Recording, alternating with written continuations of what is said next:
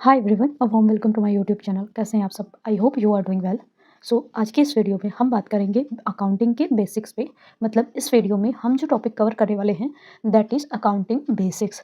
इसमें हम one by one करके अकाउंटिंग की meaning, definition, single entry system, double entry system, accounting का प्रोसेस, कैरेक्टरिस्टिक, इवोल्यूशन, लुका Pacioli का जो कॉन्ट्रीब्यूशन है वो, एडवांटेज, लिमिटेशन, अकाउंटेंसी और बुक कीपिंग जैसे सारे टॉपिक्स को कवर करेंगे। बिना किसी देरी के वीडियो को स्टार्ट करते हैं। बात करते हैं अकाउंटिंग का। तो अकाउंटिंग क्या है? Accounting is basically a systematic process जिसमें हम डे टू डे लाइफ जो है बिजनेस का, उसके जो ट्रांजेक्शन्स होते हैं उनमें से जो ट्रांजेक्शन्स मनी के फॉर्म में मेजर हो सकते हैं उन्हें आइडेंटिफाई करते हैं, उन्हें क्लासीफाई करते हैं और क्लासीफाई करके रिकॉर्ड करते हैं। इन्हीं रिकॉर्डिंग को समराइज़ करते हैं और समराइज़ करके इन्हें कम्युनिकेट करते हैं उन लोगों से, उन यूजर्स से जिन्हें इनके बिहाफ पे डिसीजंस लेना है। मतलब accounting is a systematic process of identifying, classifying, recording and summarizing the business transactions in monetary terms so that business के जो डेली लाइफ के ट्रांजेक्शन्स हैं उन्हें एक मीनिंगफुल वे में प्रेजेंट किया जा सके और ये हेल्प करे डिसीजन मेकिंग में। ऑलराइट, देख लेते हैं। Accounting is a systematic process of identifying, recording, classifying and summarizing business transactions in monetary terms. उन सारे ट्रांजेक्शन्स में से जो बिजनेस के ट्रांजेक्शन्स मोनेटरी टर्म्स में मेजर हो सकते हैं, उन ट्रांजेक्शन्स को आइडेंटिफाई करना, रिकॉर्ड करना, क्लासिफाई करना और समराइज करना, ये पूरा प्रोसेस ही अकाउंटिंग कहलाता है। It presents financial information in a meaningful way and helps in interpreting the result of such transactions. In simple word, accounting converts day-to-day business activities into organized financial statements that support decision making. बात करते हैं evolution of accounting की। तो evolution of accounting में सबसे ज़्यादा important जो चीज़ पूछा जाता है और जो चीज़ हमें जाननी चाहिए, ये जहाँ से अकाउंटिंग ने एक मुकाम हासिल किया है, दैट इज 1494 में लुका पैसियोली जी का कॉन्ट्रीब्यूशन। लुका पैसियोली जी एक इटालियन मैथमेटिशियन थे जिन्होंने 1494 में 3 बुक पब्लिश की, जिसमें इन्होंने जो आज के टर्म्स है, चाहे वो डेबिट क्रेडिट हो या फिर ट्रायल बैलेंस, फाइनल स्टेटमेंट्स, ये सारी चीज़ों को 1494 में ही इंट्रोड्यूस किया और एम्फसाइज किया बनाने के लिए। Trial balance, final statements, journal, ledger और inventory valuation and year end final accounts. और इसी योगदान के लिए इन्हें लुका पैसियोली जी को फादर ऑफ अकाउंटिंग के नाम से जाना जाता है। Luca Pacioli and the birth of double entry system, यहीं से डबल एंट्री सिस्टम का उद्गम हुआ था। इसके पहले सिंगल एंट्री सिस्टम का यूज़ होता था और अकाउंटिंग के एक एस्पेक्ट पे फोकस किया जाता था, जिससे ना तो सिस्टमैटिक रिकॉर्डिंग होती थी और ना ही ट्रांजेक्शन्स में एक्यूरेसी होती थी। लुका पैसियोली जी जो एक इटालियन मैथमेटिशियन थे, उन्होंने पब्लिश की अपनी 3 बुक, सुमा दे अरिथमेटिका, जियोमेट्रिका और प्रोपोर्शनी एट प्रोपोर्शनिटैलिटा, 1494 में। नाम में मैं प्रोनाउंसिएट नहीं कर पा रहे होंगे, माय बैड। और इस बुक में उन्होंने एक्सप्लेन किया डबल एंट्री सिस्टम को, जो कि बेस्ड था वेनेटियन मेथड पे। इन्होंने इंट्रोड्यूस किया modern terms such as debit and credit और एम्फेसाइज किया जर्नल को, लेजर पोस्टिंग को, ट्रायल बैलेंस को, इन्वेंट्री वैल्यूएशन को और ईयर एंड क्लोजिंग अकाउंट्स को। Because of this systematic structure, Pacioli is known as father of accounting. ये था पैसियोली जी का उस समय में अकाउंटिंग के लिए योगदान, जिसे हम आज भी यूज करते हैं। बात करते हैं अब कैरेक्टरिस्टिक, एट्रीब्यूट या प्रोसेस ऑफ अकाउंटिंग की। अगर हम बात करते हैं अकाउंटिंग के डेफिनेशन की, तो वो सीधे सीधे बताता है हमें कि अकाउंटिंग एक सिस्टमैटिक प्रोसेस है। डेफिनेशन ही बताता है कि accounting is a systematic process. किस चीज़ का? जो day to day life business के ट्रांजेक्शन्स है उनमें से जो मनी के फॉर्म में मेजर हो सके उन्हें आइडेंटिफाई करना, उन्हें क्लासिफाई करना, फिर उन्हें रिकॉर्ड करना और समराइज करना इन अ मीनिंगफुल वे, ताकि जो रिजल्ट है उन्हें इंटरप्रेट और एनालाइज किया जा सके और कम्युनिकेट किया जा सके टू द यूजर्स, जो कि डिसीजन मेकिंग में हेल्पफुल हो। ये सारी जो स्टेप्स हैं वही अकाउंटिंग के कैरेक्टरिस्टिक हैं और ये सारे ही प्रोसेस है अकाउंटिंग के। देख लेते हैं वन बाय वन करके। First characteristic is identification of transactions. It means recognizing only those transactions that can be measured in money. मतलब जो मनी के फॉर्म में मेजर हो सकते हैं उन ट्रांजेक्शन्स को आइडेंटिफाई करना। सेकेंड स्टेप इज मेजरमेंट, मतलब एक्सप्रेस करना आइडेंटिफाइड ट्रांजेक्शन्स को in monetary terms. Then third step is recording of those transactions, मतलब entering all measured transactions in chronological order, जिन्हें हम जर्नल के नाम से भी जाते हैं, 1 बाय 1 करके सारे ट्रांजेक्शन्स को क्रोनोलॉजिकल ऑर्डर में रिकॉर्ड करना। And then fourth step is posting या classifying, grouping recorded transactions into specific accounts, जिन्हें हम लेजर के नाम से जानते हैं। And then fifth step is summarising of those transactions, preparing trial balance, profit and loss and balance sheet to present overall result. And sixth step is analysis and interpretation, मतलब evaluating profitability, liquidity, financial position for better decisions. And seventh step is communicating, बिना communicate हुए result का कोई meaning ही नहीं है। sharing financial information with managers, owners, investors, creditors and even government. So ये characteristic था, इसे हम प्रोसेस ऑफ अकाउंटिंग के नाम से भी जानते हैं, और ये डेफिनेशन में हमें क्लियरली समझ में आ चुका है कि अकाउंटिंग एक सिस्टमैटिक प्रोसेस है। ऑलराइट, अब बात करते हैं डबल इंटरेस्ट सिस्टम और सिंगल इंटरेस्ट सिस्टम के। तो सिंगल इंटरेस्ट सिस्टम क्या है, डबल इंटरेस्ट सिस्टम क्या है, देख लेते हैं एक बार। So single interest system accounting का वो सिस्टम है जिसमें हम किसी भी ट्रांजेक्शन के एक एस्पेक्ट पे ध्यान देते थे, और सिर्फ हम जो नोट डाउन करते थे, रिकॉर्ड करते थे, ये ना तो डबल इंटरेस्ट सिस्टम के रूल्स को फॉलो करता था, ना ही ये कंप्लीट होता था, और इसमें जो एक्यूरेसी थी वो अनरिलायबल होती थी, बिकॉज ओनली सेलेक्टिव इंफॉर्मेशन ही नोट किए जाते थे। So in single interest system transactions are not recorded using double interest system principles, and records maintain are incomplete, unsystematic, unreliable, because only selective information is noted. Usually cash और personal accounts ही होते थे। सो single interest system में कुछ कुछ कमियां थी, जिसके बारे में ये स्लाइड हमें बता रहा है। जैसे जो सिंगल इंटरेस्ट सिस्टम था वो डबल इंटरेस्ट सिस्टम के प्रिंसिपल्स को फॉलो नहीं करता था। किसी एक डेबिट के लिए उसका कोरिस्पॉन्डिंग क्रेडिट के ऊपर हम लोग ध्यान नहीं देते थे, सिर्फ एक एस्पेक्ट को नोट डाउन करते थे, वो इनकम्प्लीट होता था, अनरिलायबल होता था। और सबसे इंपॉर्टेंट चीज, double interest system is not followed, और trial balance can not be prepare, इससे ट्रायल बैलेंस नहीं प्रिपेयर हो पाता था, making it impossible to prepare a proper profit and loss and balance sheet. इसलिए प्रॉफिट एंड लॉस अकाउंट और balance sheet हम prepare नहीं कर पाते थे, और इन्हीं सारी चीज़ों को ध्यान में रख के डबल इंटरेस्ट सिस्टम का उद्गम किया गया या फिर इंट्रोड्यूस किया गया। सो डबल इंटरेस्ट सिस्टम रिकॉर्ड करता था both aspect of every transaction, debit and credit, मतलब हर डेबिट के लिए एक कोरिस्पॉन्डिंग क्रेडिट होता था। For every debit there is a corresponding credit, ensure करता था कंप्लीट एक्यूरेसी को। It is considered as scientific, systematic and complete method of accounting because it provides full records, enable करता था preparation of trial balance, profit and loss account and balance sheet. So double interest system में उन सारी aspects पे काम किया गया जो सिंगल इंटरेस्ट सिस्टम में एक प्रॉब्लम क्रिएट करती थी, चाहे वो एक्यूरेसी था, चाहे वो इनकम्प्लीट होना था, चाहे वो एक एस्पेक्ट पर ध्यान में देना और दूसरे एस्पेक्ट को ध्यान में नहीं देना। और सबसे इम्पॉर्टेंट, ट्रायल बैलेंस को बनाने का जो तरीका था वो डबल इंटरेस्ट सिस्टम से ही सॉल्व हो पाया। नाउ अब बात करते हैं अकाउंटिंग इन्फॉर्मेशन की। तो अकाउंटिंग इन्फॉर्मेशन रेफर करता है to the financial data statements जो प्रोड्यूस्ड होते हैं through accounting process. So accounting process से जो फाइनेंशियल डाटा या स्टेटमेंट्स प्रोड्यूस होते हैं उन्हें ही हम अकाउंटिंग इन्फॉर्मेशन की तरह रेफर करते हैं। It provide useful insights that helps various users such as management, owner, investors, creditors and make informed decision about the business. So basically accounting information वो सारे statements हैं या फिर वो सारे financial data हैं जिनका use करके user अपने decision को आसानी से ले पाते हैं।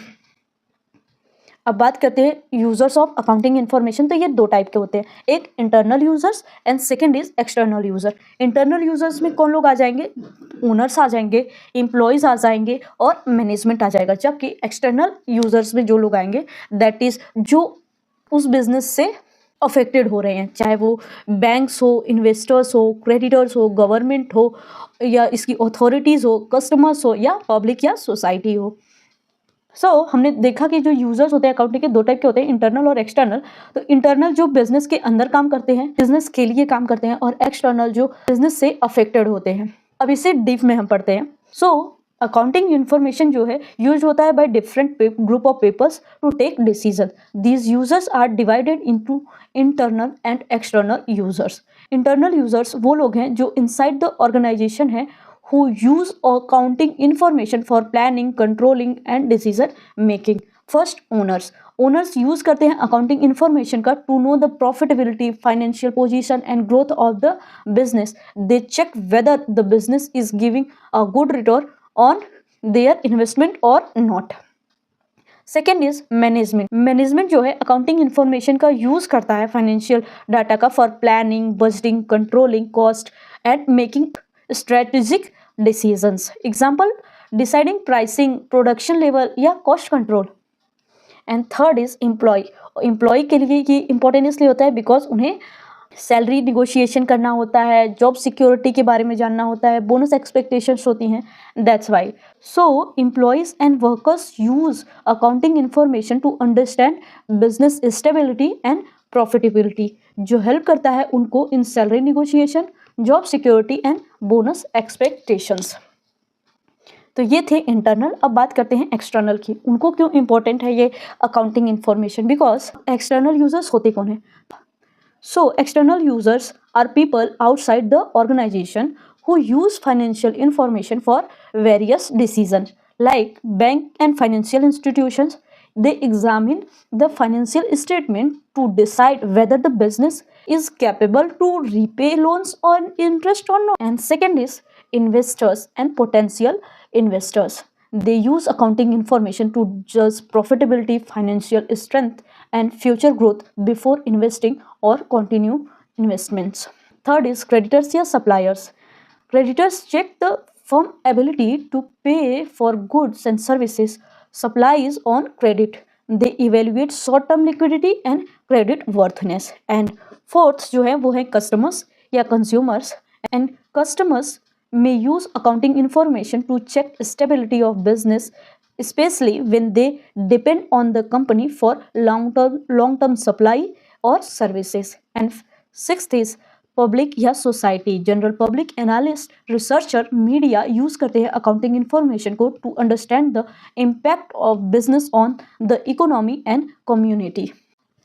So अब बात करते हैं types of accounting information की. तो ये 3 टाइप का होता है. पहला इन्फॉर्मेशन जो होता है वो रिलेटेड होता है प्रॉफिट या सरप्लस से. सेकेंड इन्फॉर्मेशन जो होता है वो रिलेटेड होता है फाइनेंशियल पोजीशन से. एंड थर्ड इन्फॉर्मेशन जो होता है वो रिलेटेड होता है कैश फ्लो से.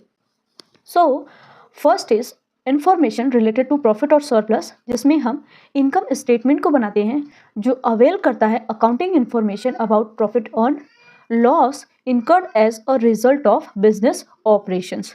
सेकेंड इंफॉर्मेशन रिलेटेड होता है फाइनेंशियल पोजीशन से, और इसमें हम पोजीशन स्टेटमेंट को बनाते हैं जिसे बैलेंस शीट भी कहते हैं. इसीलिए बैलेंस शीट को किसी भी बिजनेस का मिरर भी कहा जाता है, जो अवेल करता है information about financial position of the entity. Now third information is related to cash flow. It's mean cash flow is a statement that show the flow of, चाहे वो इनफ्लो हो या आउटफ्लो हो ऑफ कैश का during a specific period. Alright. So ये था 3 type का accounting information जिसके लिए हम अकाउंटिंग प्रोसेस को फॉलो करते हैं या अकाउंटिंग करते हैं. अब बात करते हैं 2 बेसिक टर्म्स की. पहला is book keeping and second accountancy. Alright. So book keeping क्या है और अकाउंटिंग क्या है, पहले इन दोनों के डिफरेंस को देख लेते हैं. हमें आसानी से समझ में आ जाएगा कि बुक कीपिंग क्या होता है, अकाउंटिंग क्या होता है और अकाउंटेंसी क्या होता है. सो बुक कीपिंग में हम क्या करते हैं, किसी भी बिजनेस ट्रांजेक्शन को आइडेंटिफाई करते हैं कि वो मेजर हो रहा है मनी के फॉर्म में या नहीं, और अगर हो रहा है तो हम उसे रिकॉर्ड करते हैं और रिकॉर्ड करके इन ट्रांजेक्शन्स को क्लासीफाई करते हैं और बुक कीपिंग का काम यहाँ तक खत्म हो जाता है. सो बुक कीपिंग का जो प्रोसेस होता है बेसिकली उन ट्रांजेक्शन्स को आइडेंटिफाई करना जो मनी के फॉर्म में मेजर हो रहे हैं, देन उन्हें रिकॉर्ड करना और देन उसके बाद उसे क्लासीफाई करना, ये बुक कीपिंग का प्रोसेस होता है. और बुक कीपिंग में हम लोग ये 3 चीज़ें करते हैं. पहले आइडेंटिफाई करते हैं ट्रांजेक्शन्स को कि वो मेजर हो रहे हैं या नहीं. अगर वो मेजर हो रहे हैं तो उसे हम रिकॉर्ड करते हैं और रिकॉर्ड करके उसे क्लासीफाई कर देते हैं अलग अलग अकाउंट्स में. बट अकाउंटिंग में हम क्या करते हैं, ये इनिशियल स्टेजेस तो हम फॉलो करते ही हैं. किसी भी बिजनेस ट्रांजेक्शन्स को आइडेंटिफाई करते हैं कि वो मनी के फॉर्म में मेजर हो रहा है या नहीं. अगर वो मेजर हो रहा है तो हम उन मेजर्ड ट्रांजेक्शन्स को रिकॉर्ड करते हैं, देन उन्हें क्लासीफाई करते हैं और क्लासीफाई करके उन्हें एक समराइज वे में प्रेजेंट करते हैं सो दैट कि उसे एनालाइज करके इंटरप्रेट किया जाए रिजल्ट को। जब रिजल्ट एनालाइज हो जाता है, इंटरप्रेट हो जाता है, तब हम उसे कम्युनिकेट करते हैं और ये पूरा प्रोसेस जो है वो अकाउंटिंग का ही प्रोसेस माना जाता है। सो हम कह सकते हैं कि अकाउंटिंग का जो इनिशियल स्टेज है, स्टार्टिंग के जो प्रोसेस है टिल क्लासीफाइंग, ये पूरा बुक कीपिंग का पार्ट है, जबकि अकाउंटिंग में बुक कीपिंग के बाद भी उसे कम्युनिकेट करने तक का पूरा प्रोसेस आता है। मतलब बुक कीपिंग अकाउंटिंग का ही एक पार्ट है। आई होप हमें बुक कीपिंग और अकाउंटिंग का जो बेसिक मीनिंग है वो समझ में आ चुका होगा। अब हम इनके बीच के डिफरेंस को देख लेते हैं, इससे हमें इन दोनों वर्ड्स के बीच जो डिफरेंस है वो क्लियर हो जाएगा। सो बुक कीपिंग का जो प्रोसेस है वो आइडेंटिफाई, मेजर, रिकॉर्ड और क्लासीफाई करना ही है बिजनेस ट्रांजेक्शन्स को, जबकि अकाउंटिंग का जो प्रोसेस है उसमें हम बिजनेस ट्रांजेक्शन्स को आइडेंटिफाई करते हैं, मेजर करते हैं, रिकॉर्ड करते हैं, क्लासीफाई करते हैं एंड देन उसके बाद उन्हें समराइज वे में प्रेजेंट करते हैं, एनालाइज करते हैं एंड देन लास्टली उन्हें कम्युनिकेट करते हैं to the user so that कि उन्हें डिसीजन मेकिंग में हेल्प हो सके। स्टेज क्या है? ये प्राइमरी स्टेज है बुक कीपिंग का और अकाउंटिंग का सेकेंडरी स्टेज है। नेचर क्या होता है? ये रूटीन होता है और क्लरिकल होता है, जबकि अकाउंटिंग जो है वो एनालिटिकल होता है और इंटरप्रिटेटिव होता है। इसमें हम रिजल्ट्स की बात करते हैं अकाउंटिंग में, जबकि बुक कीपिंग में हम रिकॉर्डिंग की बात करते हैं, क्लासीफाइंग की बात करते हैं, जो एक रूटीन होता है, क्लरिकल जॉब होता है। जो स्टाफ्स होते हैं वो बुक कीपिंग के लिए जूनियर स्टाफ्स होते हैं, जबकि अकाउंटिंग के लिए हम सीनियर स्टाफ्स को हायर करते हैं या प्रोफेशनल्स को हायर करते हैं। स्किल्स जो जरूरी होती हैं बुक कीपिंग के लिए वो बेसिक स्किल्स भी काफ़ी होती हैं, बट अगर अकाउंटिंग के लिए हमें स्पेशल नॉलेज रिक्वायर्ड होती है। और ऑब्जेक्टिव क्या है बुक कीपिंग का? मेंटेन करना सिस्टमेटिक रिकॉर्ड, जबकि अकाउंटिंग का जो ऑब्जेक्टिव होता है वो होता है डिटरमाइन करना रिजल्ट एंड फाइनेंशियल पोजीशन। सो ये था बुक कीपिंग और अकाउंटिंग के बीच का डिफरेंस। अब बात करते हैं अकाउंटिंग वर्सेस अकाउंटेंसी की। सो अकाउंटेंसी रेफर करता है उन प्रिंसिपल्स को, रूल्स को, जिनके नॉलेज के बिहाफ पे हम अकाउंटिंग के प्रोसेस को कंप्लीट करते हैं। मतलब accounting refers to the body of knowledge, principles, concepts, rules and standards that guide the accounting process. Accounting process के लिए जो गाइड प्रोवाइड करता है प्रिंसिपल, कॉन्सेप्ट, रूल और स्टैंडर्ड्स का, वो नॉलेज ही अकाउंटेंसी है। But accounting is a actual process of recording, classifying, summarising, interpreting financial transactions. It's mean accounting process is performed according to the rules and principles provided by accountancy. In short, accountancy equal to knowledge. वो knowledge किस चीज़ का knowledge? Principles का, rules का, concepts का, standards का, जिनके guidance में हम अकाउंटिंग प्रोसेस को कंप्लीट करते हैं। And accounting is application of that knowledge. उन नॉलेज के एप्लीकेशन को अकाउंटिंग हम कह सकते हैं। अब बात करते हैं ऑब्जेक्टिव ऑफ अकाउंटिंग की। तो फर्स्ट ऑब्जेक्टिव जो है अकाउंटिंग का वो उसके डेफिनेशन से क्लियर है, that is maintaining accounting records.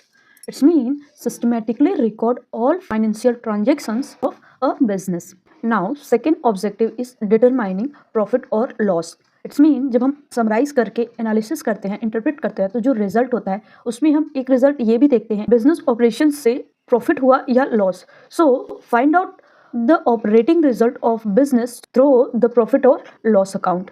Now third objective is determining financial position. Prepare करना बैलेंस शीट को to know asset, liability and overall financial health so that कि profitability, liquidity ये सारी चीज़ों को भी analyze किया जा सके. And fourth objective is protecting business assets.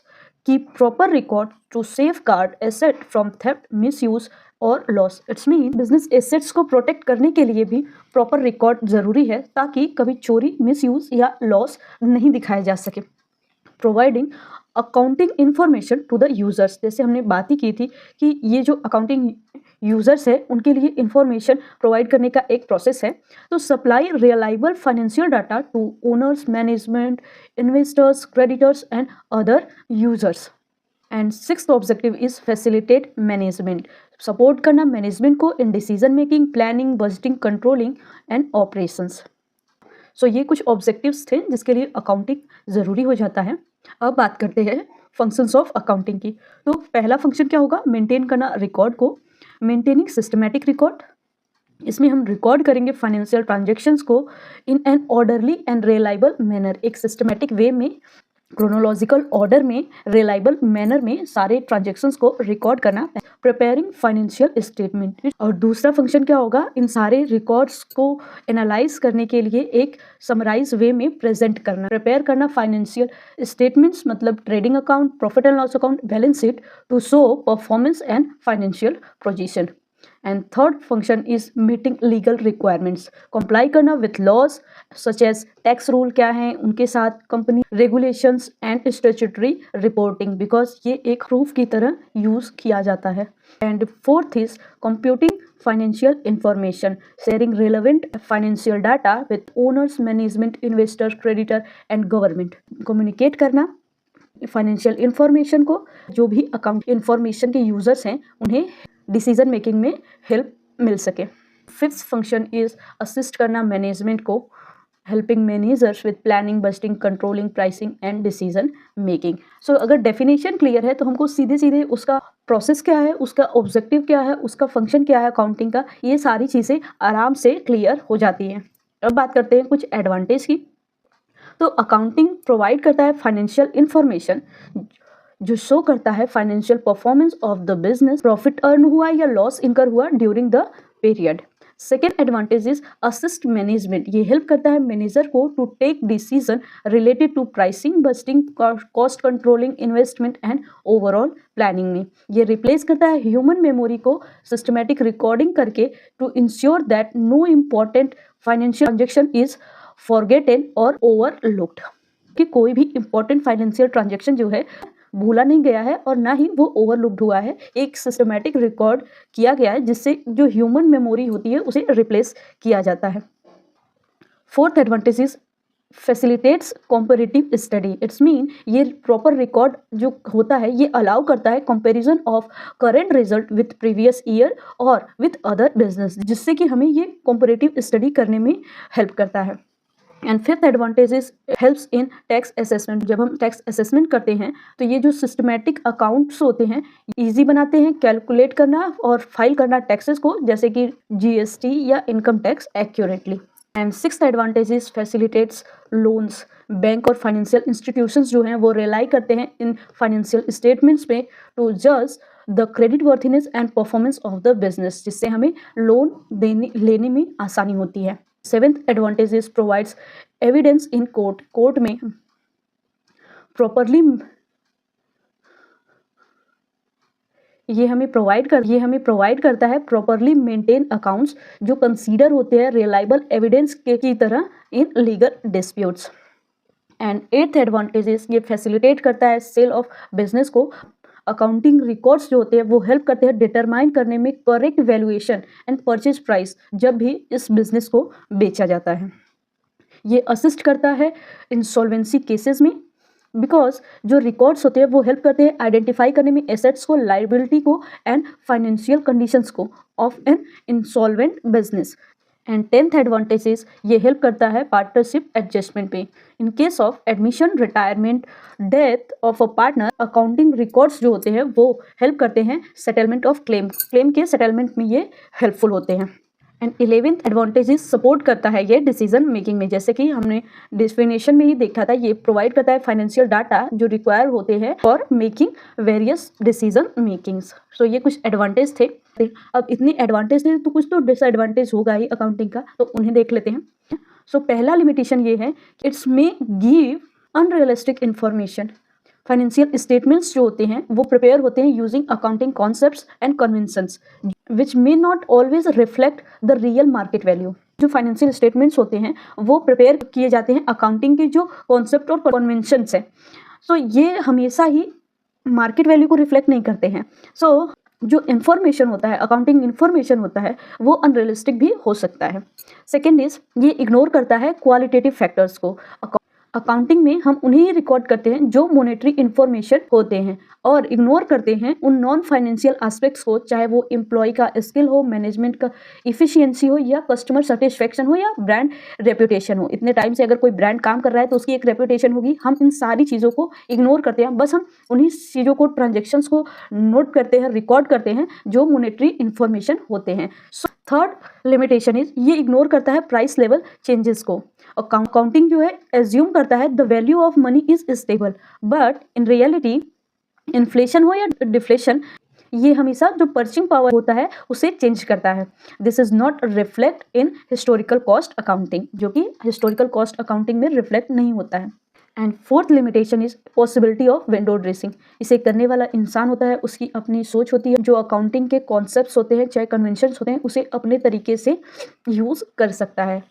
Management में manipulate accounts to hide losses और show a better financial position than reality. ये लीड करता है टू मिसलीडिंग फाइनेंशियल स्टेटमेंट्स को। And fifth limitation is not fully exact. जो accounting होता है वो पूरी तरह से एग्जैक्ट नहीं होता है। अकाउंटिंग इन्वॉल्व करता है एस्टिमेट्स को, such as provision for doubtful debts और यूजफुल लाइफ ऑफ एसेट, जो कभी कभी गलत भी हो सकते हैं। So result are not 100% precise. So that's it for this video. आज की इस वीडियो में हमने अकाउंटिंग के पूरे बेसिक्स को कवर किया है। नेक्स्ट वीडियो में हम बात करेंगे अकाउंटिंग के प्रिंसिपल्स की। So if you like my video please hit the like button and subscribe to my channel. और ऐसे ही वीडियोज़ देखने के लिए बेल आइकन को प्रेस करें, सो दैट कि मैं जब भी वीडियोज़ अपलोड करूँ आपको नोटिफिकेशन मिल जाए। सो मिलते हैं नेक्स्ट वीडियो में। Till then bye bye.